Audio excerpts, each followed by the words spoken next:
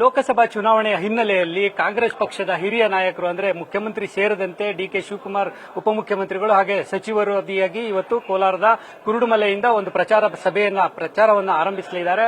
ಏನು ವಿಜಯ ಯಾತ್ರೆ 2 ಅನ್ನುವಂತಹ ಒಂದು ಯಾತ್ರೆಯನ್ನು ಆರಂಭಿಸಲಿದ್ದಾರೆ.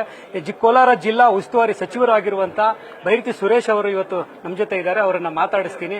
ಸರ್, ಕೋಲಾರದಿಂದ ಈ ಪ್ರಚಾರವನ್ನು ಆರಂಭಿಸಲಿಕ್ಕೆ ವಿಳಂಬ ಆಯಿತು ಅನ್ಸುತ್ತೆ.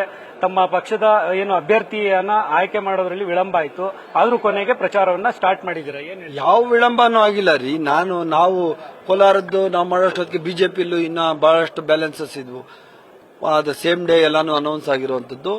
ಈಗಾಗಲೇ ಕೋಲಾರ ಕ್ಷೇತ್ರದಲ್ಲಿ ಸ್ಥಳೀಯವಾಗಿ ನಾವು ಪೂಜೆ ಮಾಡಿ ನಮ್ಮ ವಿನಾಯಕ ದೇವಸ್ಥಾನದಲ್ಲೇ ನಾವು ಕೋಲಾರ ಪ್ರಚಾರವನ್ನು ಮಾಡಿದ್ವಿ. ಇಡೀ ರಾಜ್ಯದ ಮಟ್ಟಿಗೆ ಇವತ್ತು ರಾಜ್ಯ ನಾಯಕರು ಮುಖ್ಯಮಂತ್ರಿಗಳಾದಿಯಾಗಿ ಉಪಮುಖ್ಯಮಂತ್ರಿಗಳಾದಿಯಾಗಿ ಎಲ್ಲ ನಮ್ಮ ಮಂತ್ರಿಗಳು ಮತ್ತೆ ನಾಯಕರುಗಳು ಬರ್ತಾ ಇದ್ದಾರೆ. ರಾಜ್ಯ ವ್ಯಾಪ್ತಿ ನಾವು ಪ್ರಚಾರ ಮಾಡಬೇಕಲ್ಲ, ಅದಕ್ಕೆ ಇವತ್ತು ಅಧಿಕೃತವಾಗಿ ಚಾಲನೆಯನ್ನ ಕೊಡ್ತಾ ಇದ್ದೀವಿ. ಸರ್, ಇವಾಗ ಜಿಲ್ಲೆಯ ಹಿರಿಯ ನಾಯಕರು ಇಬ್ರು ಅಂದ್ರೆ ರಮೇಶ್ ಕುಮಾರ್ ಮತ್ತೆ ಮುನಿಯಪ್ಪನವರು ಬಹಿರಂಗವಾಗಿ ಅಸಮಾಧಾನವನ್ನ ತೋರಿಸಿಕೊಂಡಿರುವಂತದ್ದು ರಾಜ್ಯದ ಎಲ್ಲಾ ಜನರಿಗೂ ಗೊತ್ತಿದೆ. ಯಾವಾಗ ಚುನಾವಣೆಗೆ ಮುಂಚೆ ಎಲ್ಲರೂ ಟಿಕೆಟ್ ಆಸ್ಪಿರೆಂಟ್ಸ್ ಇರ್ತಾರೆ. ನಿಮ್ಗೇನೆ ಗೊತ್ತು, ಕಾಂಗ್ರೆಸ್ ಪಕ್ಷ ಅನ್ನೋದು ಸಮುದ್ರ ಇದ್ದಂಗೆ, ಬಹಳಷ್ಟು ಜನ ಆಸಕ್ತಿ ಇರ್ತದೆ. ಎಲ್ಲರೂ ಟಿಕೆಟ್ ಕೇಳ್ತಾರೆ. ಟಿಕೆಟ್ ಕೊಡೋದು ಒಬ್ಬರಿಗೇನೆ ಕೊಡಕ್ಕಾಗೋದು. ಅದೇ ತರ ಇಲ್ಲಿ ಗೌತಮ್ರವ್ರಿಗೆ ಕೊಟ್ಟಿದ್ದಾರೆ. ಮುನಿಯಪ್ಪರವರ ಆಶೀರ್ವಾದದೊಂದಿಗೆ ಮುನಿಯಪ್ಪನವರು ಈಗಾಗಲೇ ಹಲವಾರು ಬಾರಿ ಸ್ಪಷ್ಟನೆಯನ್ನು ಕೊಟ್ಟಿದ್ದಾರೆ. ನಾನು ಟಿಕೆಟ್ ಕೇಳಿದೆ, ಆದ್ರೆ ಹೈಕಮಾಂಡ್ ಗೌತಮ್ ಕೊಡ್ಲಿಕ್ಕೆ ತೀರ್ಮಾನ ಮಾಡಿದೆ. ಅವನು ನಮ್ಮ ಹುಡುಗ, ಒಳ್ಳೆ ಹುಡುಗ ಅಂತ ಹೇಳಿದ್ದಾರೆ. ಅದರಿಂದ ರಮೇಶ್ ಕುಮಾರ್ ಅವರು ಮತ್ತೆ ಮುನಿಯಪ್ಪ ಅವರು ಮತ್ತೆ ಜಿಲ್ಲೆಯ ಎಲ್ಲ ಶಾಸಕರುಗಳು, ಮಂತ್ರಿಗಳು ಎಲ್ಲರ ಆಶೀರ್ವಾದದಿಂದ ಗೌತಮ್ ಇವತ್ತು ಅಭ್ಯರ್ಥಿಯಾಗಿ ಹೊರಹೊಮ್ಮಿದ್ದಾರೆ. ಅತ್ಯಧಿಕ ಮತಗಳ ಅಂತರದಿಂದ 2 ಲಕ್ಷಕ್ಕೂ ಅಧಿಕ ಮತಗಳ ಅಂತರದಿಂದ ಕೋಲಾರ ಜಿಲ್ಲೆಯಲ್ಲಿ ಕಾಂಗ್ರೆಸ್ ಪಕ್ಷದ ಅಭ್ಯರ್ಥಿ ಗೆಲ್ತಾರೆ. ಕಳೆದ ಬಾರಿ ಲೋಕಸಭೆ ಚುನಾವಣೆಯಲ್ಲಿ ಏಕೈಕ ಅಭ್ಯರ್ಥಿ ಮಾತ್ರ ತಮ್ಮ ಪಕ್ಷದಿಂದ ಗೆದ್ದಿದ್ದಂಥದ್ದು. ಈ ಸಲ ಎಷ್ಟು ಅಚೀವ್ ಮಾಡೋ ಒಂದು ನಿರೀಕ್ಷೆ ಇದೆ ಸರ್? ಕಳೆದ ಸರ್ತಿ ಬೇರೆ ಸಂದರ್ಭ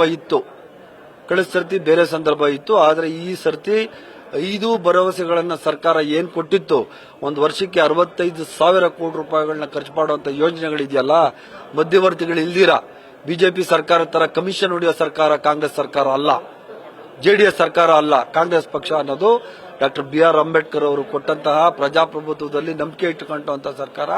ಅಕ್ಕಿ ಯೋಜನೆ 5 kg ಅಕ್ಕಿ ಅವರವರ ಫಲಾನುಭವಿಗಳ ನೇರ ಪಾವತಿ ಮಾಡ್ತೀವಿ. ಅದರಲ್ಲಿ ಸೆಂಟ್ರಲ್ ಯಾರಾದ್ರೂ ಇದಾರಾ? 2,000 ರೂಪಾಯಿ ಮನೆ ಯಜಮಾನಿಗೆ ದುಡ್ಡು ಕೊಡ್ತೀವಿ. ಅದರಲ್ಲಿ ಸೆಂಟ್ರಲ್ ಯಾರಾದ್ರೂ ಇದಾರಾ? 200 ಯೂನಿಟ್ ವರೆಗಿನ ಕರೆಂಟ್ ಫ್ರೀ ಕೊಡ್ತೀವಿ. ಇದರಲ್ಲಿ ಸೆಂಟ್ರಲ್ ಯಾರು ಇದಾರಾ? ಮತ್ತೆ ಯಾರು ಡಿಗ್ರಿ ಹೋಲ್ಡರ್ಸ್ಗೆ 3,000 1,500 ಕೊಡ್ತೀವಿ. ಯಾರು ಸೆಂಟ್ರಲ್ ನೋ ಮಿಡ್ಲ್ ಮ್ಯಾನ್ಸ್. ನೇರವಾಗಿ ಸರ್ಕಾರದಿಂದ ಬರುವಂತ ಯೋಜನೆಗಳ 65,000 ಕೋಟಿ ಏನಿದೆ, ಇಡೀ 65,000 ಕೋಟಿ ನೇರವಾಗಿ ಫಲಾನುಭವಿಗಳಿಗೆ ತಲುಪಿಸುವಂತದ್ದು. ಇದೇ ನಮ್ ಕೈ ಹಿಡಿತವೆ.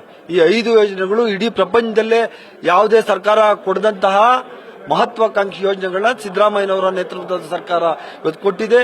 ಆ ಯೋಜನೆಗಳೇ ನಮ್ಮನ್ನ ಕೈ ಹಿಡಿದು 20ಕ್ಕೂ ಹೆಚ್ಚು ಸ್ಥಾನಗಳನ್ನ ನಮ್ಮನ್ನ ಗೆಲ್ಲಿಸಿ ರಾಜ್ಯದ ಜನತೆ ಕಳಿಸ್ಕೊಡ್ತಾರೆ. ಈಗ ಕೇಂದ್ರದಲ್ಲಿ ಫಿರ್ಸೆ ಏಕ್ ಬಾರ್ ಮೋದಿ ಸರ್ಕಾರ, ಅಬ್ಕಿ ಬಾರ್ 400 ಬಾರ್ ಅಂತ ಹೇಳಿ ಸ್ಲೋಗನ್ ಆಗ್ತಾ ಇದ್ದಾರೆ ಸರ್. ಮತ್ತೆ ಮೋದಿ ಬರ್ತಾರೆ ಅಂತ ನನಗೆ ಗೊತ್ತಿಲ್ಲ ರೀ. ಹಿಂದಿ ನನಗೆ ಗೊತ್ತಿಲ್ಲ, ಅದೇನೋ ಅವರು ಹೇಳಿದ್ದು ಆ ಭಾಷೆ ನನಗೆ ಗೊತ್ತಿಲ್ಲ. ಏನದು ಗೊತ್ತಿಲ್ಲ, ನನಗೆ ಗೊತ್ತಿಲ್ಲ. ನನಗೆ ಈ ಸ್ಲೋಗನ್ ನಲ್ಲಿ ಇದ್ರಲ್ಲೆಲ್ಲ ನಂಬಿಕೆ ಇಲ್ಲ. ಜನಗಳು ಸ್ಲೋಗನ್ ಹಾಕ್ದಲ್ಲೇ ಅದ್ರಲ್ಲಿ ನಂಬಿಕೆ ಇಟ್ಕೊಂಡಿರೋರು. ಕಾಂಗ್ರೆಸ್ ಪಕ್ಷ ಯಾವತ್ತು ಪ್ರಜಾಪ್ರಭುತ್ವದಲ್ಲಿ ನಂಬಿಕೆ ಇಟ್ಕೊಂಡಿರೋರು. ಪ್ರಜಾಪ್ರಭುತ್ವವನ್ನ ನಿಜವಾಗಿ ಗೌರವ ಕೊಟ್ಟು ಅದಕ್ಕೆ ನಡ್ಕೊಳ್ಳುವಂತವರು ಕಾಂಗ್ರೆಸ್ ಪಕ್ಷ.